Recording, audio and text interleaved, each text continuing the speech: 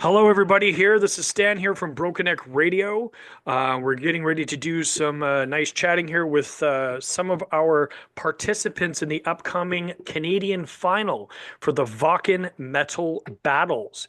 And for those of you that don't know, Vaughan Open Air is held annually since 1990 on the first weekend of August in the village of Vaughan. So in Germany. So the winner of this finale will get the opportunity to play at Vaughan Open Air and represent Canada. Currently with me right now, I have two gentlemen from the band Beyond Suffering. They're from Calgary, Alberta. They are our Alberta provincial champions. Gentlemen, welcome, and please introduce yourselves. Thanks for having us. Yeah, this is really exciting. I'm the lead vocalist. My name's Jeff, and this is our founding member and lead guitar player. Yep, Rob Fargo. Yeah. Awesome. So my first question that I have is, how does it feel to be representing Calgary in the Canadian final for the Vaughan Metal Battle at the legendary Rickshaw Theatre in Vancouver, British Columbia? Yeah, I like how you worded that. We're representing Calgary, and that's the fun part about this whole process is it hasn't felt like competition. It felt like you're just bringing your best and representing all the people on all the different stages that you've passed through. So we're very lucky that all the bands that we participated in the first two phases, we've played other shows with, and it's a pretty tight group. So getting to represent Alberta and Calgary specifically out in Vancouver and have some exposure out there and such an iconic music spot as the Rickshaws is a really cool opportunity for all of us. Yeah, it feels really great. Yeah, there's been so many bands that have passed through there. It's going to be an incredible time on May 31st. So what does playing on the Vaughan Open Air stage mean to you as a band and as individuals? Yeah, maybe I'll stay on band, and then Rob, if you want to say individual, because he's been around a long time. But the band-wise, having this lineup be fairly new, but the band's been around for a very long time. This lineup's been here since November. So as a band, this is a real cool opportunity to show all the hard work that we've had in previous bands and previous projects, thrown all together with this really good group of guys to mesh together and show what we can actually do. And the music influences that we all kind of uniquely have come through in the music, and the individuals make up the band very much so. But Rob's been at it with this band for a very long time. So how do you feel about it? Yeah, I feel like super excited about it, man. Like to see that these songs that have been around for, I'd say, about a decade are starting to gain some traction now that we got the right guys that are working together. They can kind of see the vision that was on the table since the beginning. So, it's really exciting just to know that we're moving forward finally. Feels good. Awesome. So what have you learned through the Vaughan Metal Battle experience so far, musically and, of course, personally?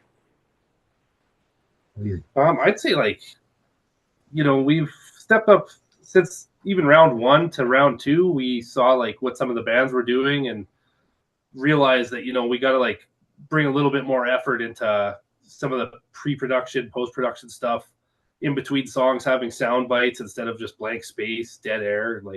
So yeah, we've just kind of learned from seeing what some of the other guys are doing, and I think it's really bringing the band alive now. Mm-hmm. Yeah, having that opportunity to see the other bands play, you can support each other, and the feedback everybody would give each other afterwards was, "Hey, I really liked that solo," or "Hey, what effect did you use for that?" Or "What system do you use for your in-ear system?" And everyone was collaborative, so we were able to not feel like we were scalping their best traits. It's you can just chat with each other because they kind of want the whole scene to be represented in a real positive and professional way. So it's been really cool. Nice. Now, have you guys prepared? How have you guys prepared for the national final? Are there any surprises in the set list or stage presence that you'll be bringing to May 31st? I'll let you answer that one, Jeff. Yeah, we every phase we've tried to add a new element to it, and this one's no different. So we do want to focus on adding one more element that we didn't have in our last show.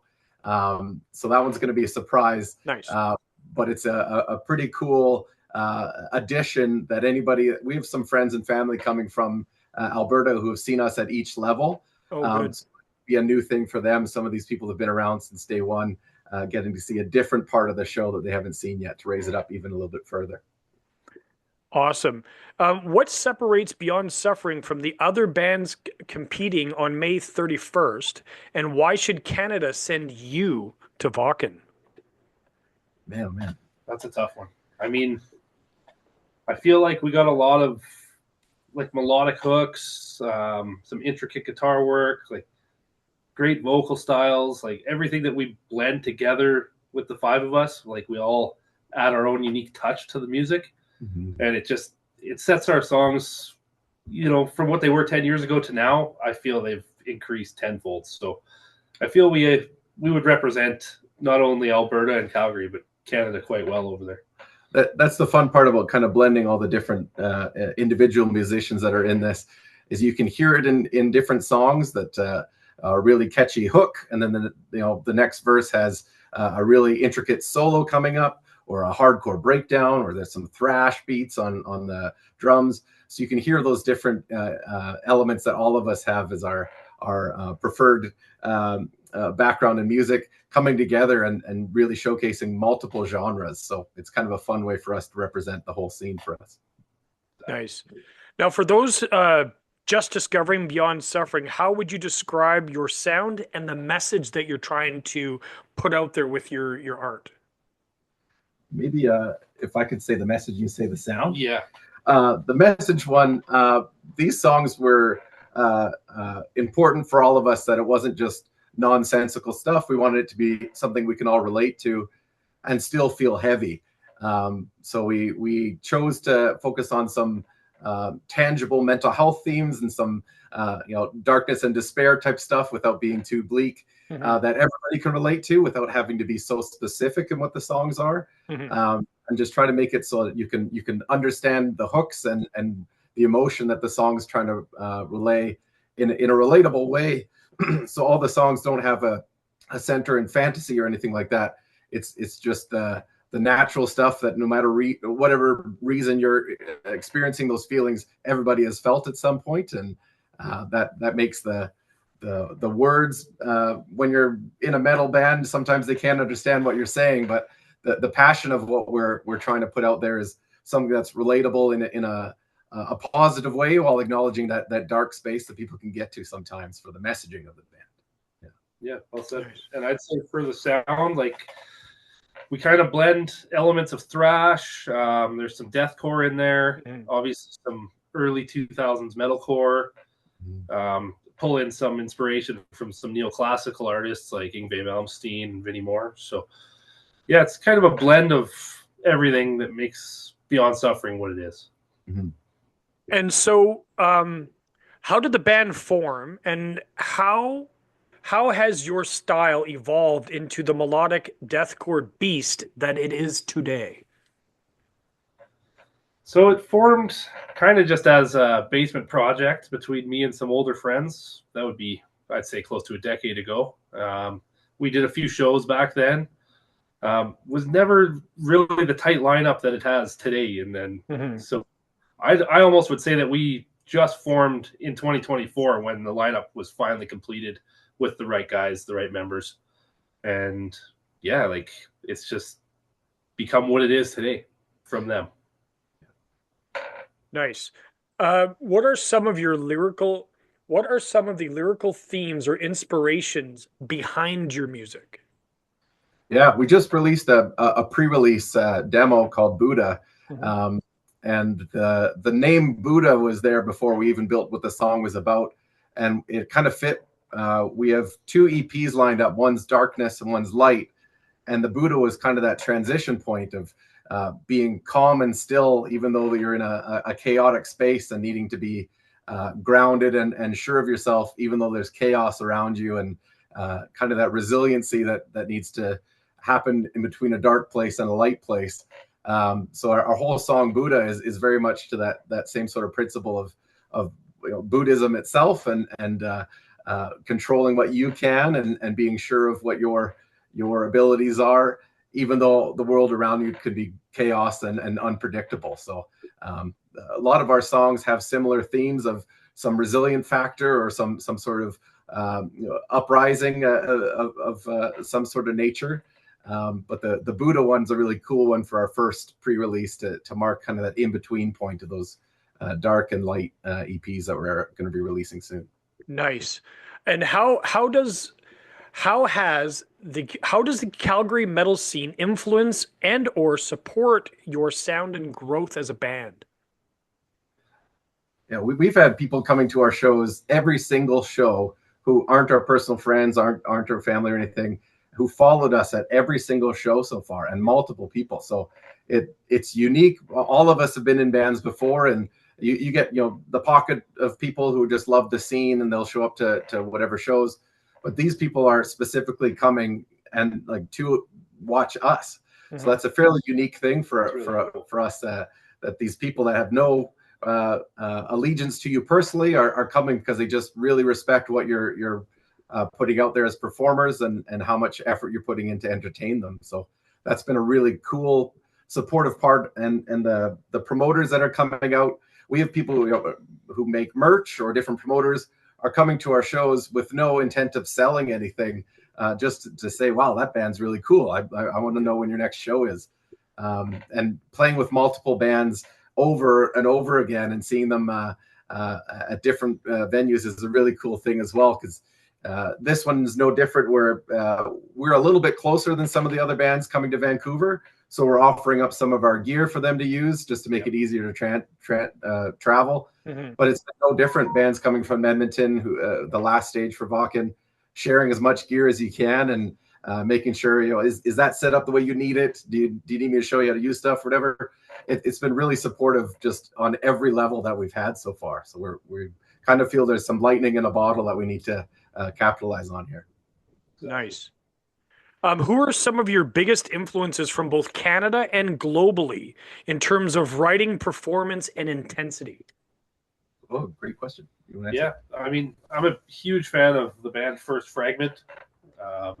Just technical death metal shredders. Like, yeah, they inspire me a lot to kind of write more similar ideas to what they do, play more technical runs. And globally, I'd have to say, some of the shredders, man, going all the way back to like the 80s, like I said earlier, Vinnie Moore, Malmsteen, like those are huge idols of mine that, shaped me into the guitarist I am today. Mm-hmm. Yeah, and having different influences, it's cool. Rob had some songs pre-made with no lyrics yet, but you can just hear the intensity of some songs, or the emotion that's trying to be portrayed. And it was easy to write the lyrics to them because you could tell right away, this is a really aggressive song. Like, where's that coming from? Or this one has a lot of melody. What opportunity to tell a story do we want to have for this song?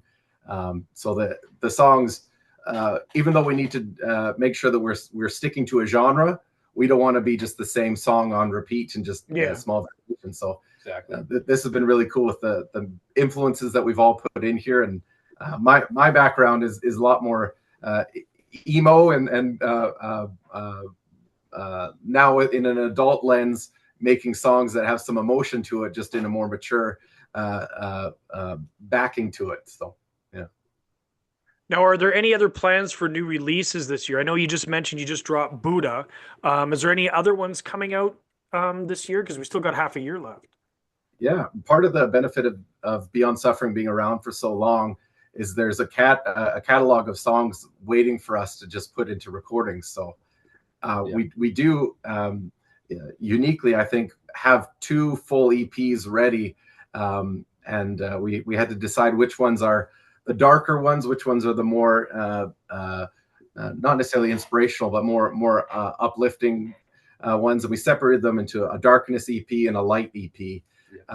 So some of the songs are newer and some of them are older, mixed on each one of those EPs. So we're hoping to get the darkness out first, which is a lot of the songs that we're going to be playing at Vakken's Metal Battle are from that EP in particular. And then the Buddha ending that set for us kind of marks that transition off to the next round of songs afterwards for the light EP. Yeah. Nice. Now, what's your dream lineup for a tour, and where would you love to play beyond Canada in Germany should you get chosen to go to Wacken? That's great.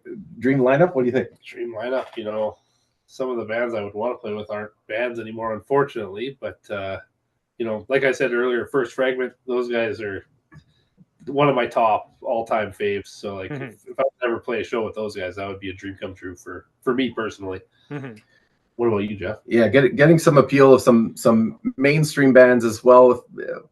For me, I really enjoyed Killswitch Engage and Lamb of God, and I tried to take little elements of them in my style. And those bands that are have longevity and been around for a long time, they are that way for a reason. So to pair up with them and play some big shows, you know, the Loud as Hell Festival, another one, but Vakken's a great one where there has been a lot of kind of what Rob was saying, bands that aren't bands anymore, coming to this massive stage for their big coming back together, kind of a reinventing.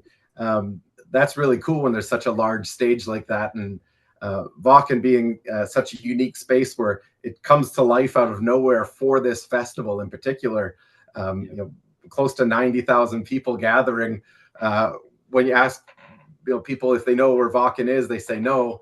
But you know, Vakken, the festival itself, with that much notoriety, is such a huge thing that people understand. So it's very exciting. With a beer pipeline too. A lot of people don't know it does have a beer pipeline. Yeah, I mean that's par for the course of going to Germany, and especially out in the field. There's not a whole lot of Starbucks or anything like that out there. So yeah, but we're very excited for the opportunity. That's for sure. Now, this is one of my favorite questions. If Beyond Suffering wins and they end up going to Vakken Open Air, what is the first thing you individually will be doing when you hit that German soil? Oh boy. Well, first thing is figuring out how to get to Vakken. The language barrier is something that we're very fortunate that English is such a well-spoken across the globe language. But to literally get there, us being in Alberta, you know, our friends in Eastern Canada are more used to via rail and getting around by train as a normal way of transportation. That's not normal for us. So us figuring out the rail system is probably our first step, but in an enjoyable sense, we want to make sure that we're capturing this in video and in photos. Because if this is a big step and a big leap for us into a more consistent professional way, we want to have that documented to celebrate it. We've had so much support from people that we feel it's also for them to acknowledge those steps we've made in the effort. So some sort of vlogging experience will be part of it. Yeah. I mean, you guys have a new title now. You're the Alberta Champs. So what kind of advice would you give to a new up-and-coming Canadian metal band that's been on the fence, not sure whether they wanted to enter in the next year's Vakken Metal Battle Canada? Yeah, I'd say never give up and don't lose hope. Just try it. You know, what could go wrong? You know, just get out there and just give her a go. See if it works out. I know plenty of bands in Calgary myself that have signed up for Vakken metal battles before, and you know, it's just an enjoyable experience all around. It's not just about the winning or losing aspect. It's about just enjoying it and doing what we love doing. Yeah, and that's the cool part with the collaboration that's come from all of this, and that just the support everybody's had between the bands. If you're really approaching it as competition, you stand out as an outlier. But if you approach it as we're here just trying to showcase our best and helping each other share your gear or tips, or just standing at the front row for the next band's set, and just those supportive scene parts of it. If you're a new band starting out, it's such a welcoming experience, and the promoters are really happy that you're participating. The venues are really supportive, making sure you're comfortable.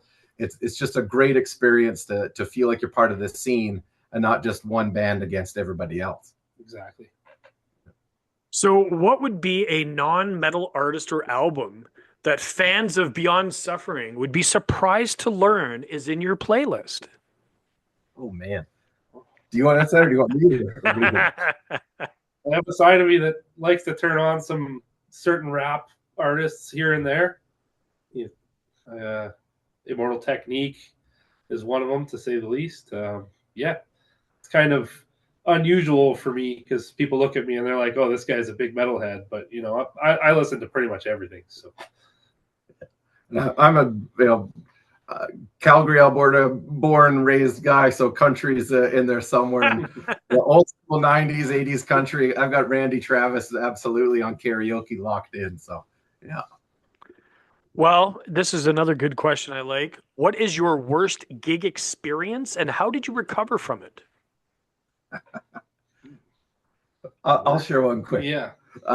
So all of us in this band, as much as many others, have been a part of other bands before.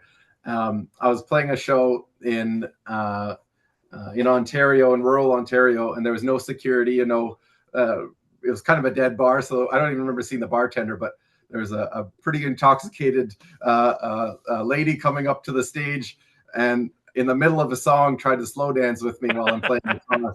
And nobody was there to save you, and it was more comical for everybody else, so they didn't want to stop it either. So playing in half of a song with the lady who's definitely well intoxicated, trying to have a slow dance with you while you're making the song that she's dancing to. Those small venues where you just accept this. These are spots for their leisure, and their excitement is this, and you're their entertainment for that moment. So, yeah. And what's something Beyond Suffering always brings to the stage that other bands, not necessarily just with Wacken metal battles, but in any of your gigs that you've done in the past, what is one thing that Beyond Suffering always brings to the stage that other bands don't? Wow, that's a tough one too. We have played with some bands that are great at this as well, but the crowd interaction part of the experience, we really feel like we're performing, and someone's paid their ticket to have us relate to them or connect to them or even just acknowledge that they're there. So every member of the band puts in a solid effort, and as you see behind us, we try to set up even our jam space in some of a way that we can practice that experience of, okay, I can during this solo, I can go to the front of the stage and I could make eye contact, or this is a time where I need to step back because the bass player's got a great spot and he's going to jump around and engage. So we really put in that effort to have an intentional way of interacting with the audience and let them know we're having fun. This is an enjoyable experience for us. Yeah. Awesome. Well, my last and final one I'm going to ask you. So, we all know that the metal scene in Canada and individual provinces, as you said, throughout the course of our little chat here, how, yes, it is a competition, but there's still that camaraderie there. However, it still is a competition. So do you have any trash talk you want to do to any of the other competitors? Well, one of the consistent things we've heard from the supporters is that it's been a while since Western Canada has won this thing. So obviously the national vote just happened for our new prime minister, and being on the western side of Canada, you kind of see results flow in sort of a way that we just feel like we're participating rather than deciding things sometimes. So this is an opportunity for us, being from Alberta, that we get to really represent a large physical space. Even though the Ontario and Quebec trump us in population, we've got a really good scene here that we feel the weight of it not being won in Western Canada for so long is really important for us to embrace, that we're representing all of those bands around here. Yeah, exactly. Yeah. We're gonna bring it in our all. Yeah. Awesome. All right, you guys can check these guys out. Beyond Suffering, you can, from Calgary, Alberta, you can check them out May 31st at the legendary Rickshaw Theatre in Vancouver, British Columbia for the Wacken Metal Battle Finals. The winner of this takes the title, takes it all, and gets to play at Wacken Open Air in Germany. Gentlemen, good luck. I hope you guys, like you just said, I hope you guys, bring it all, and I'm hoping every band brings it. And thanks again for taking the time for chatting with me. And once again, good luck, guys. Thank you very much. Yeah, very nice. Appreciate it.